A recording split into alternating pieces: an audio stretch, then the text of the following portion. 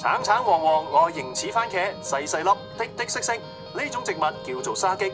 近年越嚟越多人想認識呢種保健食品。佢咧生長喺喜馬拉雅山咧，有2000米嘅高山上高。咁咧因為呢個環境咧比較上咧就寒凍啦、乾燥嘅，譬如加拿大啦、芬蘭啦、俄羅斯啦、中國啦同埋印度咧就比較多呢啲盛產沙棘嘅。咁因為沙棘本身咧就係生長喺咁嚴苛嘅環境之下啦，咁佢吸收呢個大量嘅泥土嘅營養素啦，咁所以咧變咗佢亦都係另一個名咧就叫做營養之王。沙棘嘅活性營養成分多達200種，其中包括多種維生素同埋其他營養素。另外，沙棘籽油同埋沙棘果油入面嘅油性營養成分豐富，當中所含嘅 Omega-7喺其他食物好難揾到。但係因為咧，我哋做玩具設計咧，好多時嗰啲玩具咧色彩都好豐富嘅。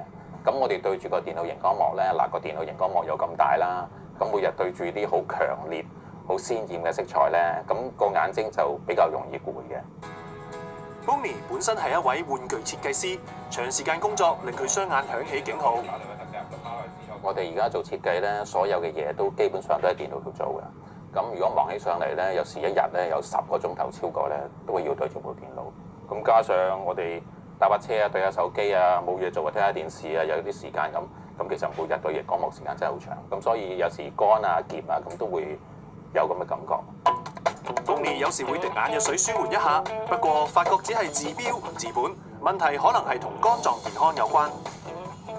咁譬如個肝出現咗發炎嘅時候咧，例如咧有呢個黃疸症會出現啦。咁黃疸症出現嘅時候咧，亦都喺眼睛嗰度咧，嗰部分咧就會發黃啦，同埋本身嗰個小便咧亦都會變茶色嘅。咁根據美國農業部啦，同埋呢個網上嘅營養數據咧，沙棘咧嗰個抗氧化功能咧就比藍莓咧就高10倍嘅喎。咁沙棘營養素咧對我哋嘅肝臟啦、心血管啦同埋消化系統咧都有好大嘅保護作用嘅。咁沙棘裏邊嘅Omega-7咧對長期使用手機啦同埋呢個長期夜瞓嘅人士咧，對保護肝臟同眼睛都有幫助。